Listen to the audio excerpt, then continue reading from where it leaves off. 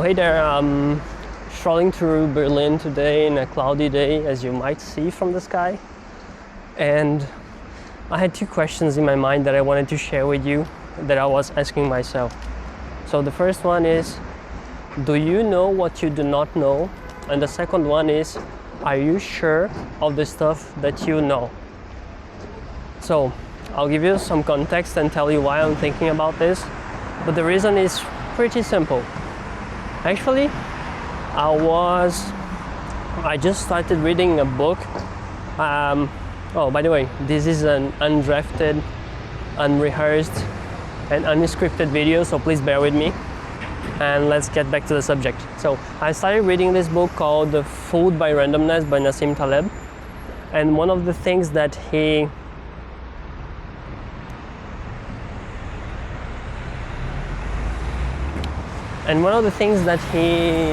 says in the beginning of the book is about probability. It says that probability is not a science to measure the odds on dice and similar or more complex scenarios, but it is rather a tool to measure the certainty of our knowledge and to help us devise workarounds for the deficiencies in this certainty in our knowledge and their consequences, right? And this struck me because it seems to be true. Like, it seems to be the case that we should use probability and we should see it as a way to navigate through the uncertainties of life in general. Not just for strictly scientific things and very specific scenarios. We should take the takeaway we should have from probability is that, and this is one of the main points of the book, is that life is more random than it seems. We find patterns where there are none very often. And what is the relationship of this with the questions I put in the beginning of the video? Well, it is simple. The first question is, do you know what you ignore? And the reason is, often we pretend to be experts in our fields of work or whatever we like, or we see people acting like experts in their fields of work or in life, when in reality they are not. And the one basic thing they lack is they do not know what they ignore. They haven't mapped their ignorance. And why does that matter? Well, let's say that let's use an example to make this easier. Let's say you are a software engineer and you work building websites, right? So you build the back end of the websites, the part you don't see for the non-IT people.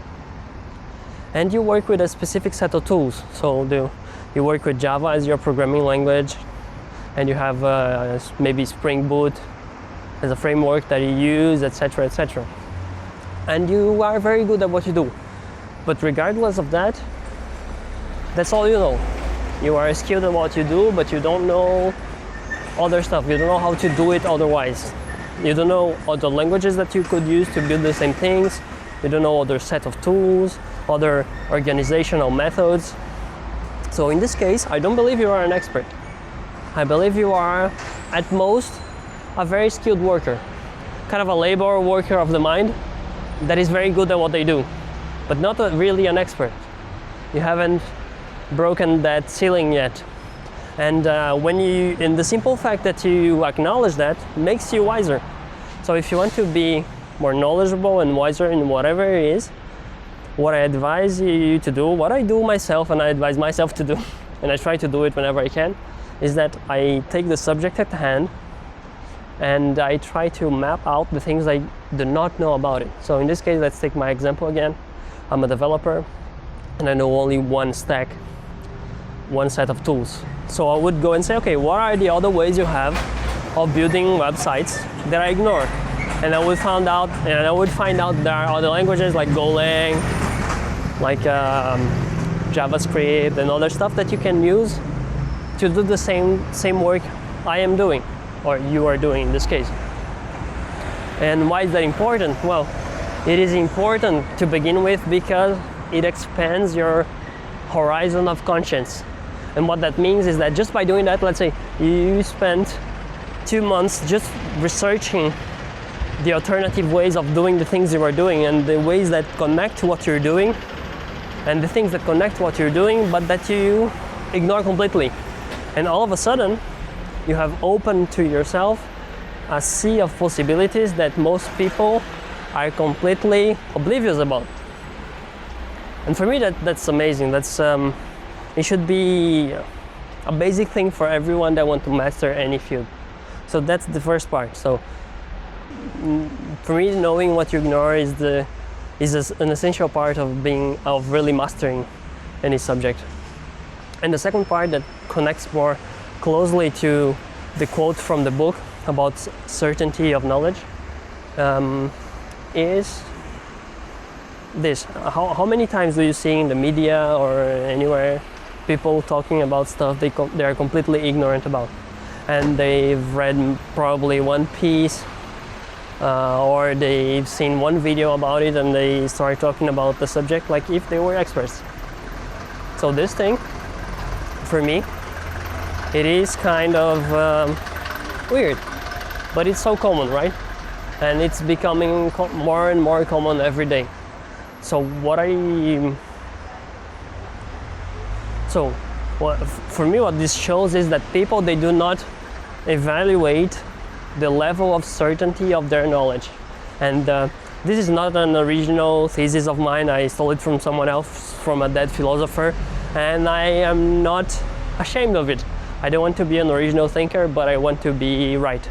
I want to find the truth in things, so do not mind that. And people never ask themselves what is the level of their certainty about their knowledge in most things. So let me give you an example. There are 4 levels of certainty of the things you know, of facts or knowledge or anything, that I find very useful. So the first one is the level of the possible. So this thing, there is something people tell you or that happened, you heard happened. This thing is possible. What does it mean is that this is the lowest level of certainty that you can achieve. So the possible is like, okay, it does not seem to contradict reality. And might or might not be true, I have no idea. This is the first level of knowledge. And the second level of knowledge is the level of the plausible or the reasonable. So the facts do not go against this thing that you stated, do not go against the facts that I know about it, and it has an internal logic and coherence. So I tend to, it's more likely to be true than the possible, let's say. And then you have the third level, which is a bit higher in certainty, and that is the probable one. And the probable one is, it is a good level already. It's hard to get there, but it is, wait a second, I don't want to get, okay, let's go. So I'll start again. So the probable level is the third one, just one level before the one with most certainty there is. And this one is where everything points to that thing being true. In summary, that's it. So the facts point to it, it does not contradict reality, it has internal coherence and logic in the argument or in the thing itself, and you are very inclined to believe it or to take it as a truth. So yeah, that's the third one. And the fourth one is the level of certainty. In this level, you are absolutely certain of the thing. You've analyzed everything, the facts, you've put together the data, and after a thorough consideration, you are convinced, and you have arrived at an irrefutable demonstration of the truthness in the statement or the thing itself. This is very hard to achieve.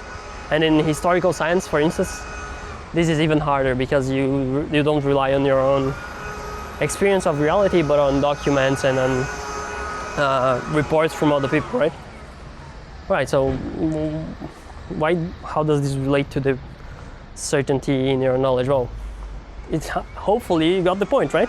People never consider these things, and they take anything in any of these levels as being in the certainty level. And that's for me the cause of So this is at the root of so many so-called experts online that talk about anything and everything with the confidence, with the crazy confidence that make you, when you are even certain of something, wonder if you're not wrong, just because they're so confident in what they say. And if you want to be a serious person, like if you want to be a serious, wise person, if you want to improve yourself really and learn stuff for real, not just have a degree, yeah? You can have a degree and still be dumb. If you want that, then you need to assess all things that you know and make sure that you know them. And evaluate and make sure of what you know them, make sure that you know them. What I mean is that you need to put them in their correct category. And if you didn't do that, then you know shit, basically. You don't know what you really know and how much you really know things. And one thing that I wanted to extend on this is that why people choose so quickly to jump from the evaluation of the certainty in their knowledge to the level of absolute certainty and stay there. They park there. Why does it happen so often? Well, for me, it is because staying in the intermediary levels is uncomfortable. Like, it is much easier to be certain about something, even if you are wrong, than to stay in the gray zone and have to, in every action, reflect upon what you're doing and see if you're doing it right or not, if you're acting right according to reality. And so let me give you an example. You are stranded somewhere in the forest and you see the mushroom, right? And you are starving, very hungry. And you see this mushroom that you saw once on YouTube. You were not sure if it was like an AI generated shit or whatever. And in that video it said it was edible. And it looks very much like the one you're seeing here. But you never researched anything about mushrooms. You're not an expert in the subject. You didn't dedicate time. So your level of knowledge in this regard should be probably in the possible, like the lowest one, right? Or at most at the reasonable. But given that your life depends on it, I would access it carefully. But this is hard because you are hungry and you want to eat, and there is something there that is possibly edible. So you then skip the levels and put your knowledge on this subject to the certainty, and you go there and eat it. 10 minutes later you die, but at least you don't have the internal conflict of not being able to act on reality. And that's the thing. When you are not certain about something, you often need to either act very carefully or you need to refrain from acting and from expressing opinions. And it seems that in our modern society, we've lost the capacity to hold out on our opinions and to not act. We need to act, we need to appear, we need to give opinions. And obviously this is the recipe for failure and for chaos. So yeah, I've dabbled too long on this right now. Maybe I'll go back to this subject in the future, and I hope these things were helpful for you. So just to summarize it, if you want to be a serious person and you want to be wiser and you want to study stuff and be intelligent, consider investigating things that you do not know and mapping them out. And also consider assessing the levels of certainty of the stuff that you already know. So that's all. I'll keep on my walk here through Berlin in this not so great day, and see you next time.